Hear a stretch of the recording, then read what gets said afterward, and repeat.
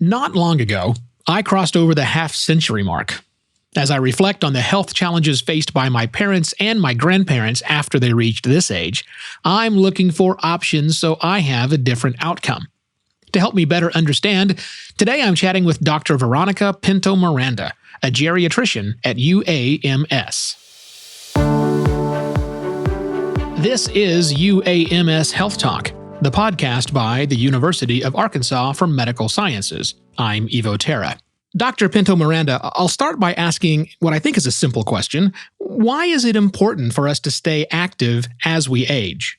There are many reasons. I would say that 5 are probably the most important ones and the ones that most people will relate to.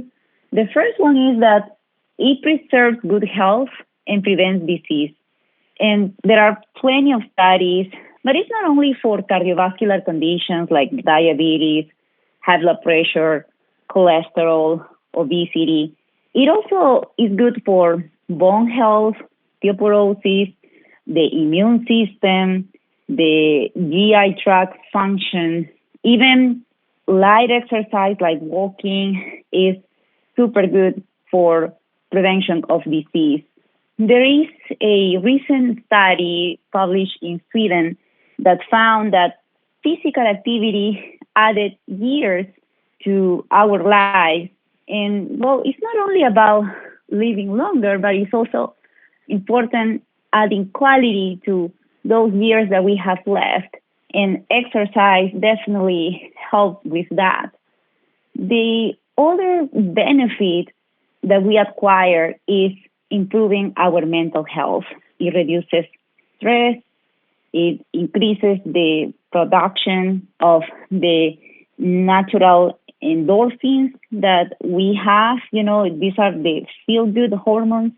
So it's good depression, anxiety. People who have issues falling asleep or staying asleep or interrupted sleep patterns benefit from exercise as well. The other group of benefits is about reduction of fall risk.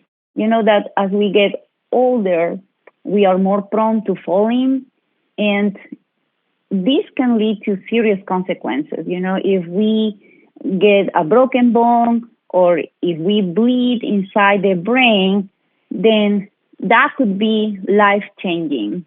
Exercise will help us reduce our risk of falling. The fourth great benefit, and I think that everybody will get excited about hearing this, is that it improves brain function. A lot of my patients or caregivers ask me about prescribing something that will improve memory.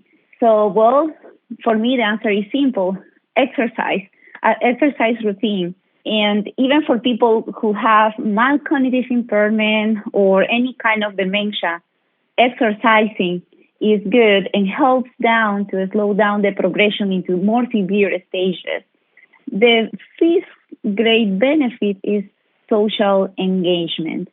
I know that we are living extraordinary times and, well, we are trying to do social distancing, and that's why I had to move this benefit kind of to the bottom of my 5 top list. But still, you know, engaging on group exercise, enrolling in the gym, getting to interact with people make exercise even more fun. And, well, this is the benefit of exercise that, well, right now is not so important as the other 4 are.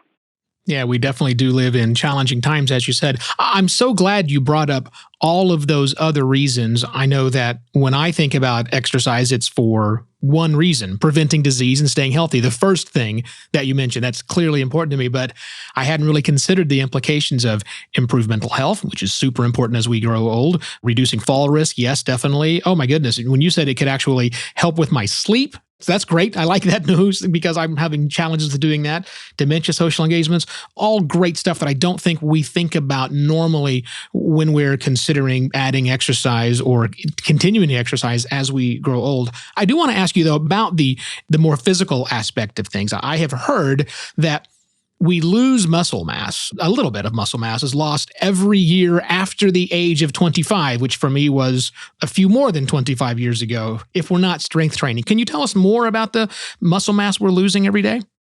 Yeah, and also I relate to that feeling of disappointment when I was in medical school and learned the same thing. And that was like 15 years ago, that we are kind of gaining weight and gaining muscle mass up to age 25 or 30 years old. And then we start losing muscle mass. This is something that we call age-related muscle loss. And of course, this gets more accelerated if we become inactive.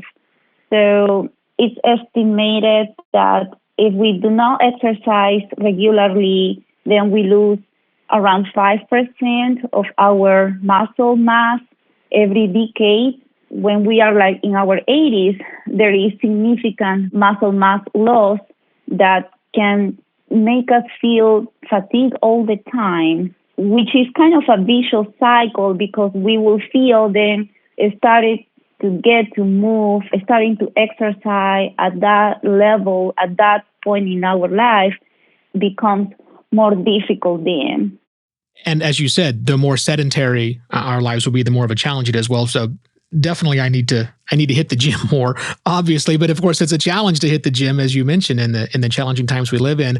So maybe I'll end with a question that is something everyone's probably asking right now is, where should we start? Especially those of us who've not really been terribly active, and now we're in the last half of a century that's us. What should someone like myself be doing? Where should I start? I would like to first say that for us, geriatricians, you are actually a youngster. We take pride of taking care of people that are centennials. By the way, last week I celebrated my second patient reaching 100 years old this year, and this is huge. So yes, it is a huge thing. Going back to your question, it really doesn't matter the age. It's never too late to get fit. The first thing I would recommend is I speak with your doctor. He or she may recommend the right type of exercise for you, or even prescribe physical therapy, home exercise program, tell which activities you should avoid based on your health conditions. So I would say he or she is the starting point. But as a general rule, if we have been inactive for many years, walking is actually the right exercise to start. It's not expensive at all, can be done anywhere. I would recommend walking in the morning around 8 or 9 because here in Arkansas, the climate is too hot. So we would avoid excessive heat outdoors and we do not get dehydrated then. But if getting out of home is not feasible because of patient factors like we are not early risers or we are homebound, which means that getting out of home requires extraordinary effort, even with the help of another person, or for reasons that are not due to patient factors like residing in a neighborhood that is perceived not to be safe or not pedestrian friendly, or it's not possible to keep social distancing, then exercising at home is the best option. Walking on a treadmill, if getting a treadmill is possible, but also doing simple activities like walking to get the mail, walking from the bedroom to the living room, back and forth a number of times in the morning, in midday, and then in the afternoon. Things that many of my patients have found helpful in these challenging times is actually doing routines by watching YouTube videos. Indeed, I send many of my patients links with 15-minute workouts, which could be like moving many muscular groups, or it could be aiming a certain group of muscles, or balance exercises, or stretching exercises. It depends on what are the most pressing needs each patient has, but the options are plenty. So there are indeed patients of mine that have registered to classes via Zoom. So they have like a personal trainer, but I mean, it's not in-person training. It's actually via Zoom. So I'm glad that technology makes exercising at home feasible in these challenging times.